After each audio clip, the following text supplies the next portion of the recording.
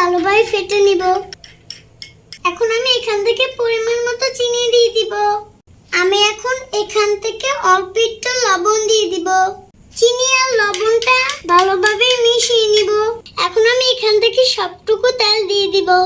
তোমরা কিন্তু অবশ্যই ময়দাটা